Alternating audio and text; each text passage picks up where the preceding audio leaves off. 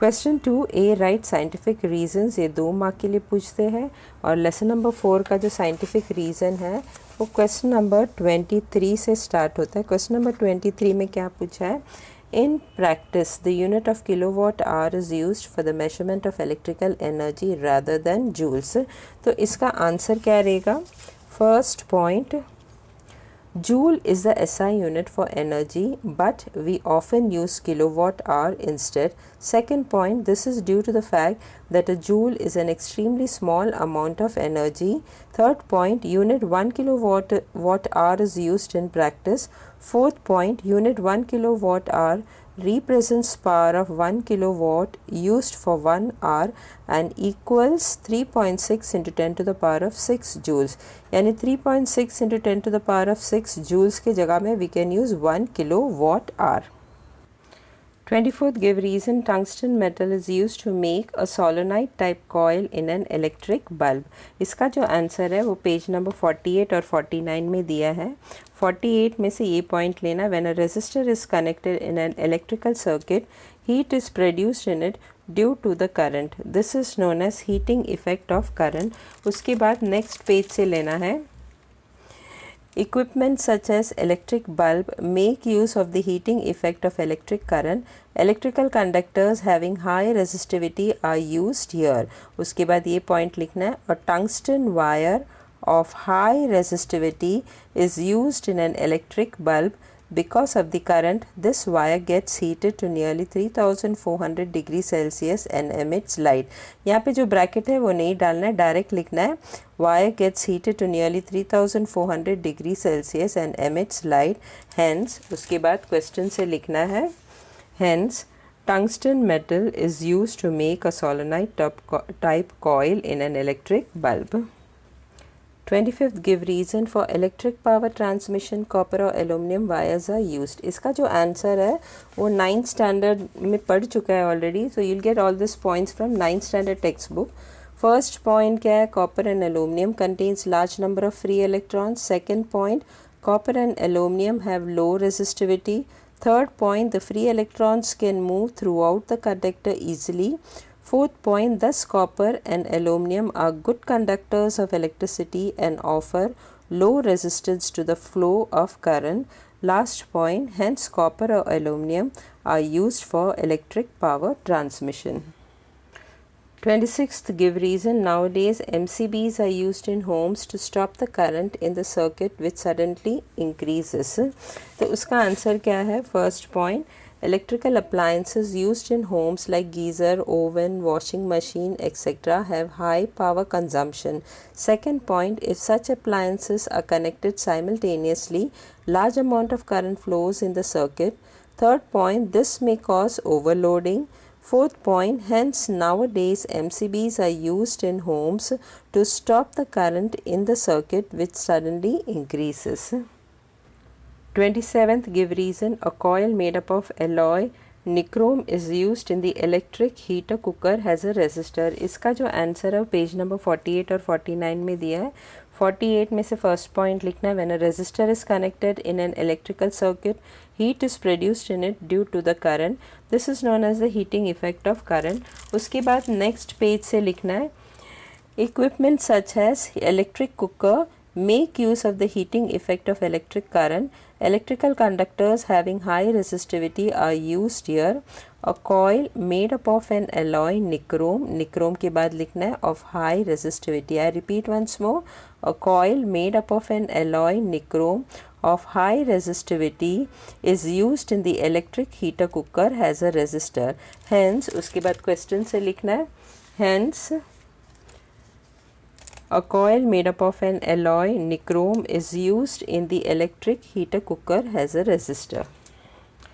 Lesson number 4 का last give reason है 28th में क्या पूछा है? It is beneficial to carry electrical energy in reverse form has it is carried over long distance. Reverse form का मतलब है ऑल्टरनेटिंग करंट यूज़ करना चाहिए. तो इसका जो आंसर है वो पेज नंबर 59 में दिया है. When the electric power is transmitted over long distance, it is beneficial to have it in AC. AC का मतलब क्या है? Alternating current. once more I'll repeat, when the electric power is transmitted over a long distance, it is beneficial to have it in alternating current form as it results into minimum power loss during transmission. Hence उसके बाद question से लिखना है, hence it is beneficial to carry electrical energy in reverse form as it is carried over long distances.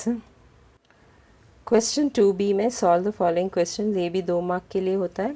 और lesson number 4 का जो question answer है वो क्वेश्चन नंबर 25 से स्टार्ट होता है। क्वेश्चन नंबर 25 में क्या दिया है, distinguish between direct current and alternating current. The difference between direct current and alternating current is what? First point, magnitude of direct current from a source remains same, that is it is non-oscillatory। ये direct current में है। alternating current में क्या आएगा, magnitude of alternating current from a source varies continuously, that is it is oscillatory। Second point, direction remains same in direct current, और alternating current में क्या आएगा, direction reverses after equal intervals of time। Third point, frequency of DC, that is direct current, is 0, or frequency of AC, that is alternating current, is 50 Hertz। Fourth point, this type of current is not used much for household purposes, but it is used in batteries, torches, etc। और यहाँ पे क्या आएगा alternating current में, this type of current is used in electrical household appliances such as electric heater, refrigerator, etc। Question number 26, how does a short circuit form, what is its effect. इसका answer जो है page number 49 में दिया है। Due to a fault in the equipment और if the plastic coating on the live and the neutral wires gives way, the two wires comes in contact with each other and a large current flows through it producing heat। if any inflammable material, ये bracket नहीं डालना है, direct लिखना है, if any inflammable material such as wood, cloth, plastic, etc. exist around that place it can catch fire। 27th question, right Fleming's right hand rule and left hand rule. तो दोनों भी लिखना है, फ्लेमिंग्स राइट हैंड रूल भी लिखना है और Fleming's left hand rule भी लिखना है। फ्लेमिंग्स राइट हैंड रूल जो है वो पेज नंबर 58 में दिया हुआ है। Stretch the thumb, the index finger and the middle finger, finger के बाद लिखना है of right hand. I repeat once more, stretch the thumb, the index finger and the middle finger of right hand in such a way that they will be perpendicular to each other। In this position, the thumb indicates the direction of the motion of the conductor, the index finger the direction of the magnetic field, and the middle finger shows the direction of the induced current। अभी left hand rule जो है, Fleming's left hand rule जो है वो page number 55 में दिया हुआ है। यहाँ से लिखना है according to this के जगह में क्या लिखना है, Fleming's left hand rule। So according to Fleming's left hand rule, the left hand thumb, index finger and the middle finger are stretched so as to be perpendicular to each other। if the index finger is in the direction of the magnetic field and the middle finger points in the direction of the current, then the direction of the thumb is the direction of the force on the conductor। 28th question, what is an electric motor, in which appliances do we use it। तो इसका answer page number 55 में दिया हुआ है। और device changing electrical energy into mechanical energy is known as electric motor. It is used in fans, refrigerators, mixers, washing machines, computers, pumps, etcetera. 29th question, name any two appliances which work on the phenomena of magnetic effect of electric current। तो answer है two appliances which work on the phenomenon of magnetic effect of electric current are loudspeaker, electric bell, crane, etc। दो ही पूछा है तो कोई भी दो लिख सकता है। Question number 30, name any two appliances which work on the phenomenon of heating effect of electric current। तो आंसर है two appliances which work on the phenomenon of heating effect of electric current are, page number 49 में दिया है, water boiler, electric cooker, electric bulb, नहीं तो electric iron, geyser, fuse wire, oven, ये सब it works on the phenomenon of heating effect of electric current. तो कोई भी दो नाम लिख सकता है। 31st question, explain the right hand thumb rule with the help of a diagram.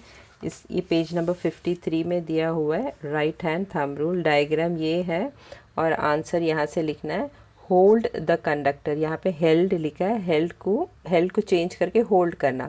hold the conductor in right hand in such a way that thumb points in the direction of the current.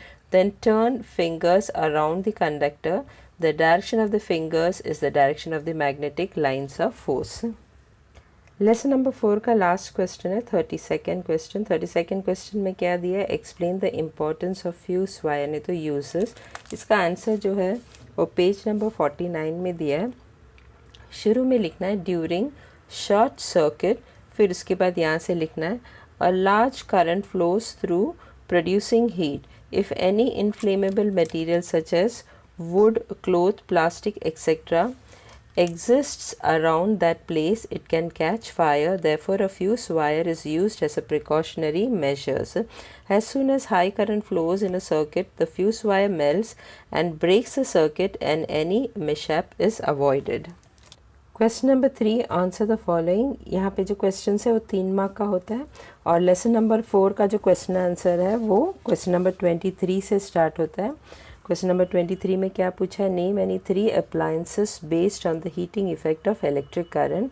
तो answer क्या है, 3 appliances based on the heating effect of electric current are, page number 49 में दिया है, water boiler, electric cooker, electric bulb, इसके अलावा electric iron, geyser, fuse wire, oven, कुछ भी कोई भी 3 अप्लायंसेस का नाम लिख सकते हैं। Question number 24, name any 3 appliances based on the magnetic effect of electric current. उसके अलावा उन लोग ने ये भी पूछा right laws, that is Fleming's right hand rule, Fleming's left hand rule, right hand thumb rule. First question का answer क्या है, first part of the question, 3 appliances based on the magnetic effect of electric current are loud speaker, electric bell और crane. Next Fleming's right hand rule जो है वो page number 58 में दिया है, फ्लेमिंग्स लेफ्ट हैंड रूल जो है page number 55 में है, राइट हैंड थंब रूल जो है पेज नंबर 53 में है। तो ये तीनों क्वेश्चन जो है, तीनों लॉज जो है वो रिपीटेड है, बहुत बार रिपीट कर चुके हैं, तो these 3 laws are very important. 25th question, an electrical iron of 1100 watt is operated for 2 hours daily. What will be the electrical expenses for that in the month of April? Bracket में दिया है the electrical charges 5 rupees per unit of energy.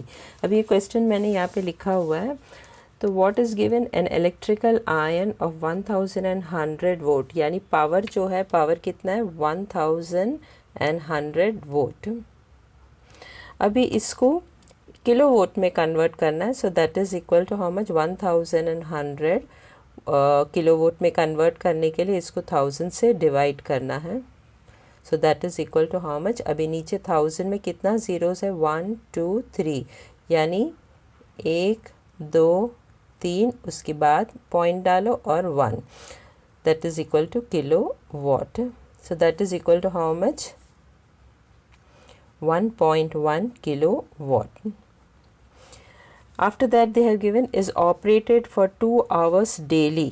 रोज कितना घंटा के लिए use करते हैं, 2 hours, यानी टाइम टी कितना है, 2 hours.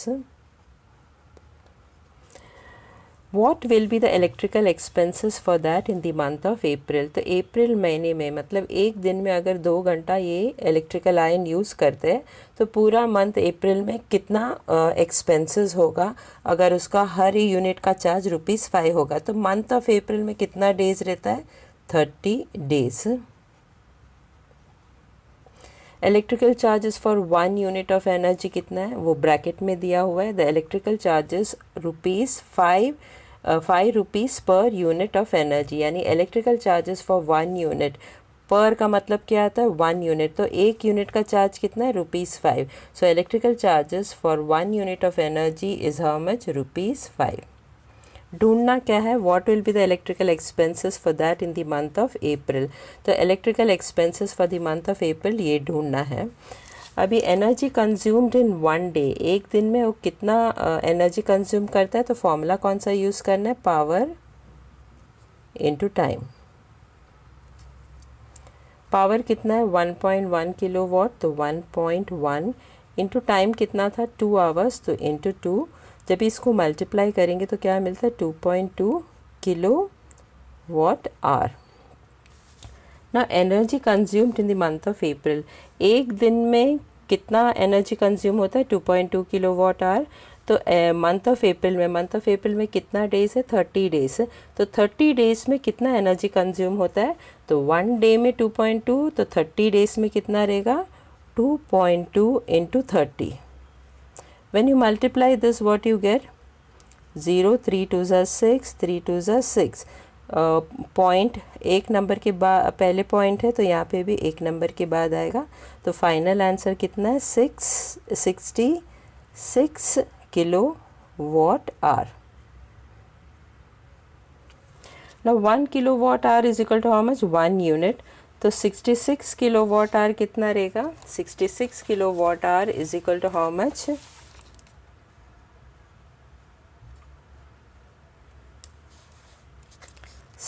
1 kilowatt hour is equal to 1 unit. So 66 kilowatt hour is equal to how much 66 unit. Now electrical charges for 1 unit of energy कितना दिया था ₹5। Therefore electrical charges for 66 unit कितना रहेगा 1 unit के लिए ₹5 है, तो 66 यूनिट के लिए कितना रहेगा 66 इंटू 5। अभी इसको 5 से मल्टीप्लाई करो 66 इंटू 5, 5 6 ज़ा 30, 3 कैरी ओवर 5 6 ज़ा 30 प्लस 3 कितना 33। तो कितना इलेक्ट्रिकल चार्ज रहेगा फॉर 66 यूनिट ₹330। तो फाइनल आंसर क्या है electrical expenses for the month of April is how much ₹330। अभी ये जो सम जो है it is given in page number 61 question number 12 end of the lesson में जो एक्सरसाइज है उसका question number 12 solve the following example का लास्ट सम है ये, that is sum number D. Question number 26 what is overloading, when does it occur, what does it cause, how can overloading be avoided. अभी इसमें बहुत सारे questions पूछे हैं, let us discuss one question at a time.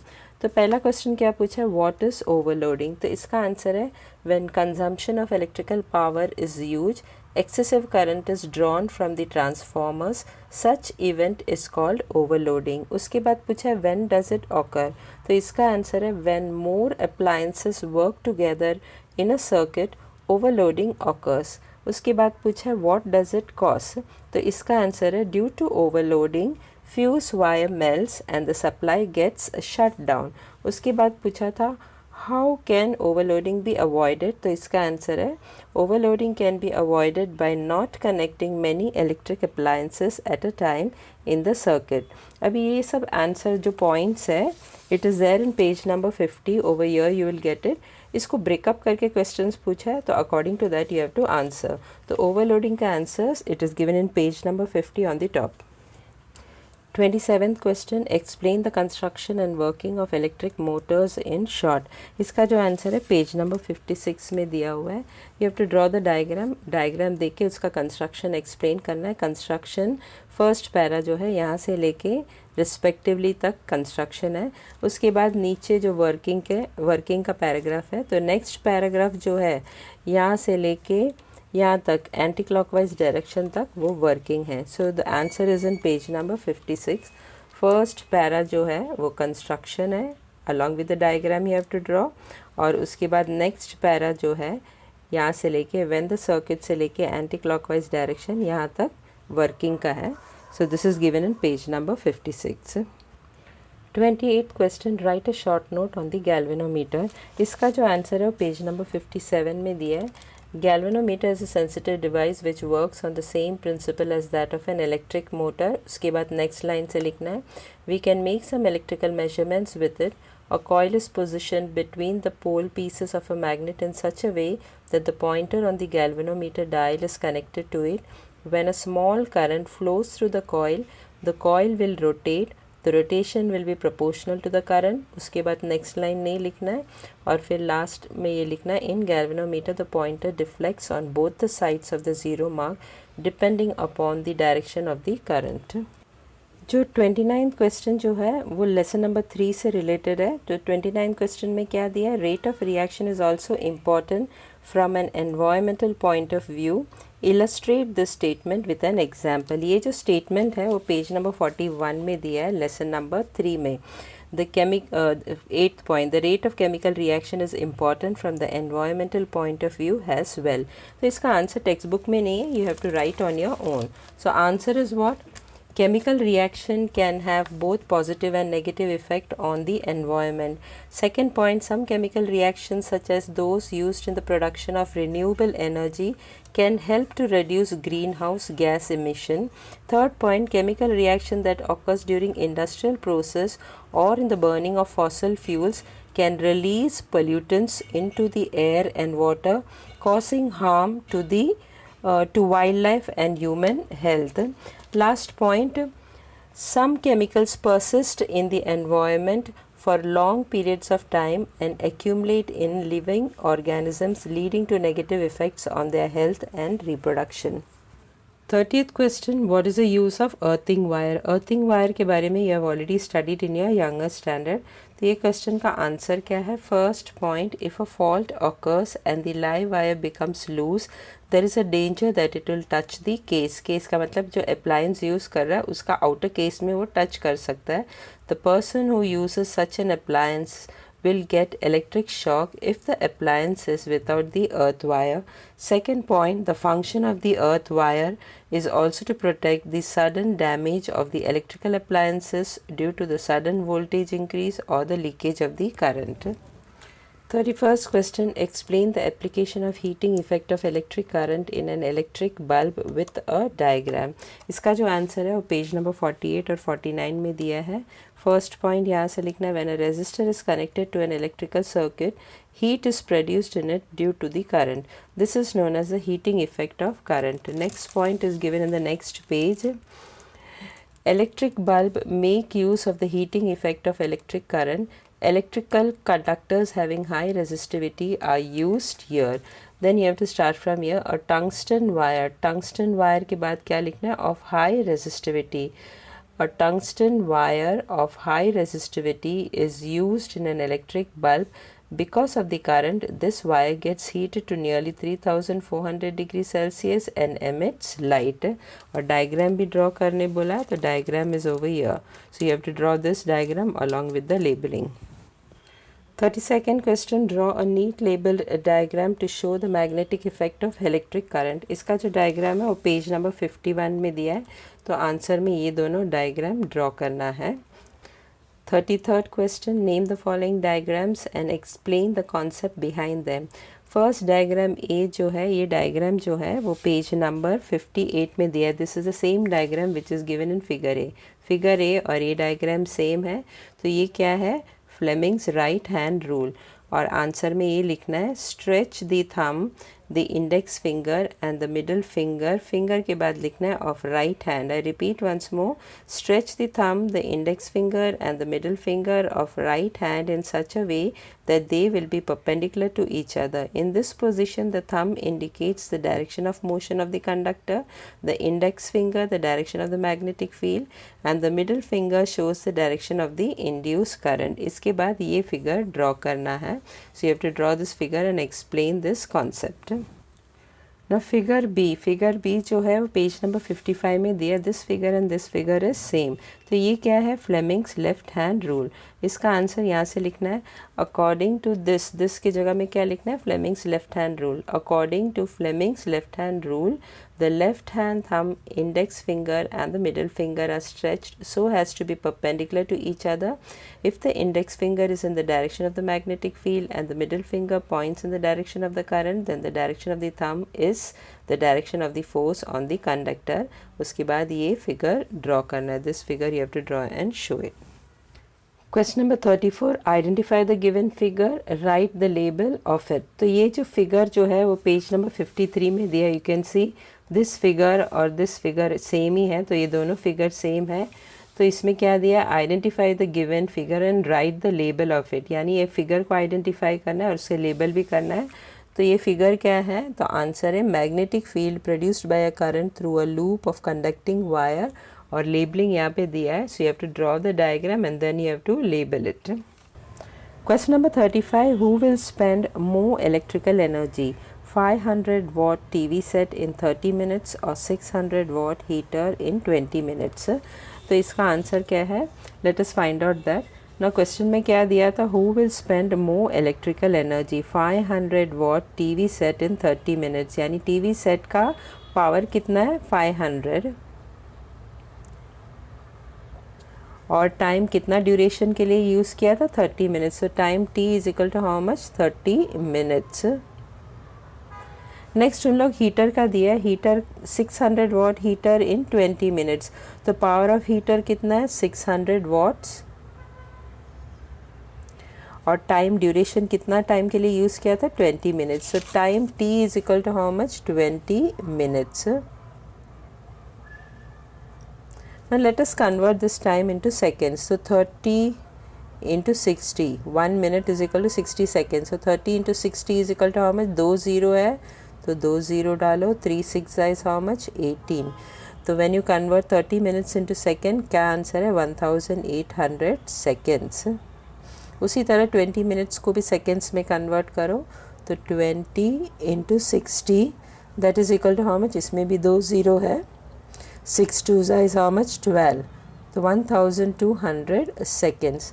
अभी TV set ने ज़्यादा energy spend किया है कि हीटर ने ज़्यादा एनर्जी स्पेंड किया है, ये फाइंड आउट करने के लिए कौन सा फॉर्मूला यूज़ करेंगे, energy spend is equal to what, power into time.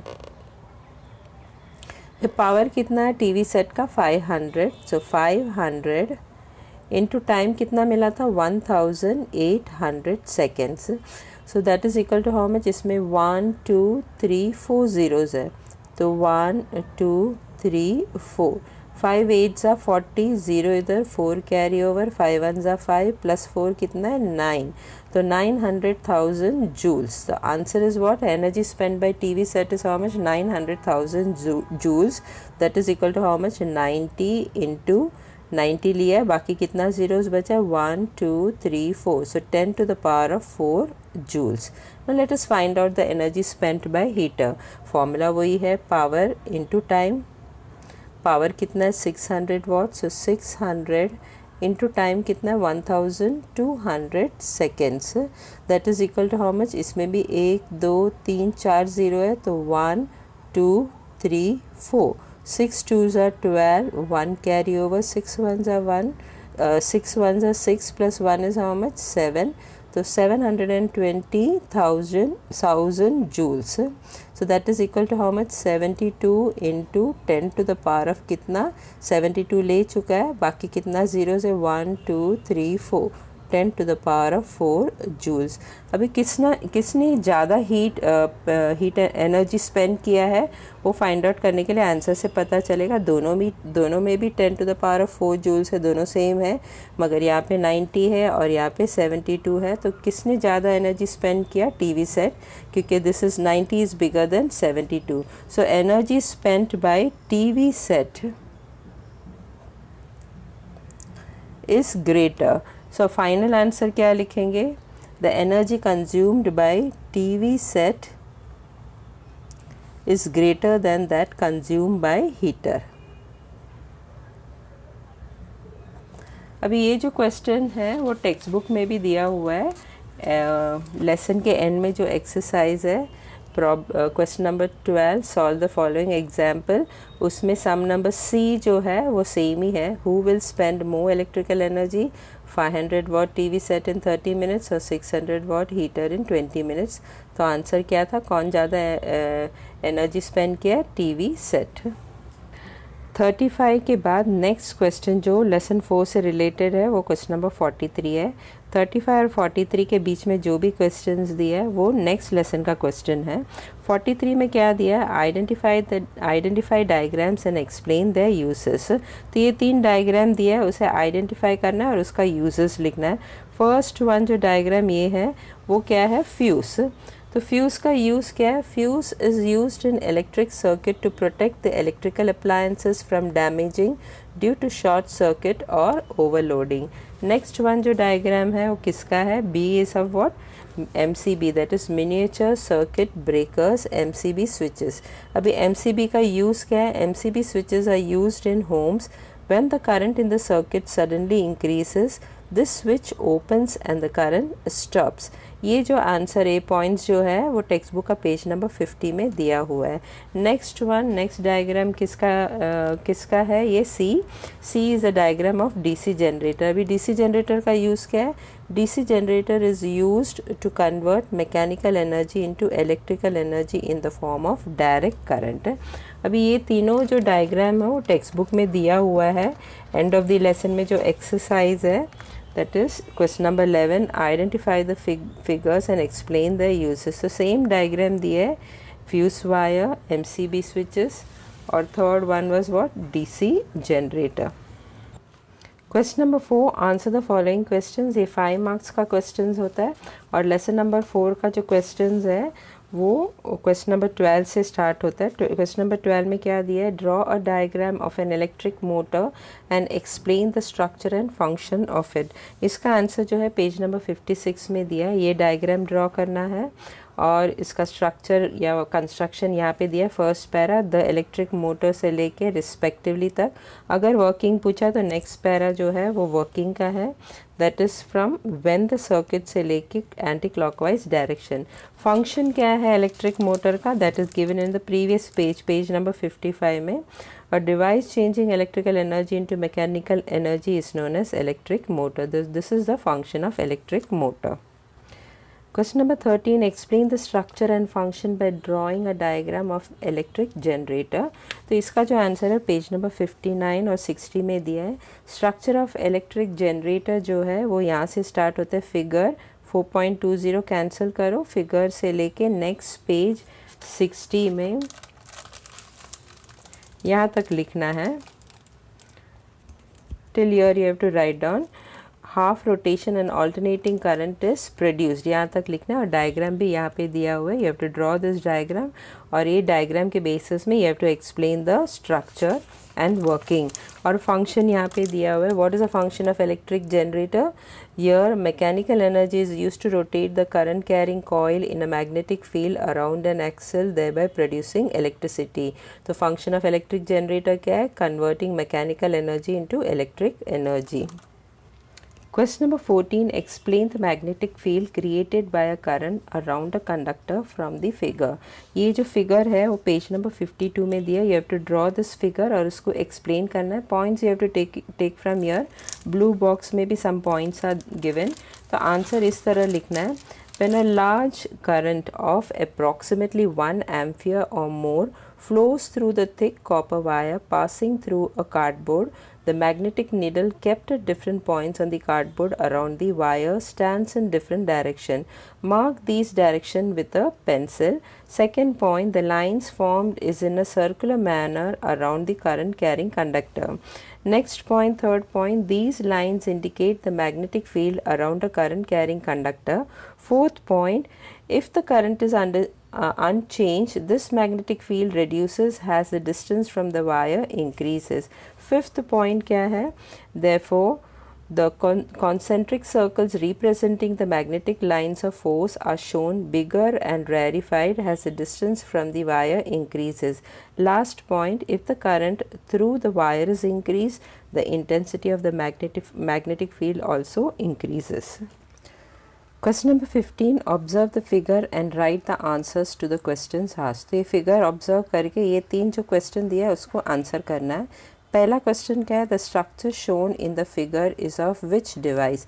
तो आंसर क्या है, the structure shown in the figure is of electric motor. You can see this figure on page number 56। ये फिगर और ये figure दोनों भी same है। ये क्या है, इलेक्ट्रिक मोटर है। तो आंसर क्या है of question number A, the structure shown in the figure is of electric motor.